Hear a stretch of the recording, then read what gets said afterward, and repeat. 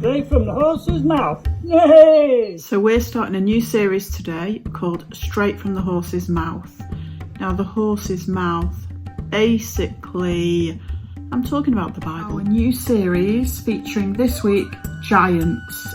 So basically the Bible is full of strange, odd, unusual, funny, all sorts of stories that we maybe don't hear so much. So I thought, why don't we have a look and see what the Bible says? So this week we're going to talk about giants. Now we've all heard of Goliath, haven't we? But I'm going to tell you about some other giants as well. And I think you'll be quite surprised. Even when we look in Samuel and it talks about Goliath, it doesn't just say that they had a giant, Goliath, the Philistines. No, it says they had many giants. So let's have a look and see what we can find out.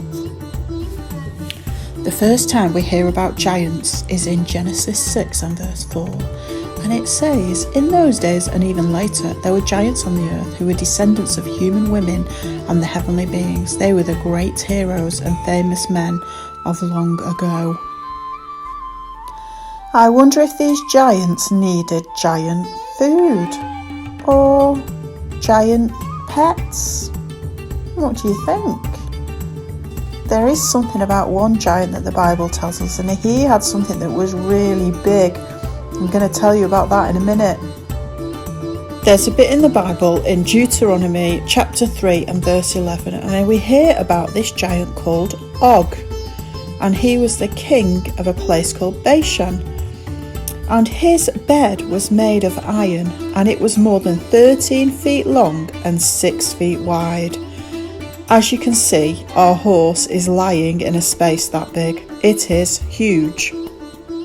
And then we come to our most famous giant, or the one that we know most about, Goliath. Now he was about 9 feet, 9 inches, 10 feet. I mean, it's pretty big, whatever it is. This is how tall Goliath is compared to your average sized man, who is around 5 foot 9 inches.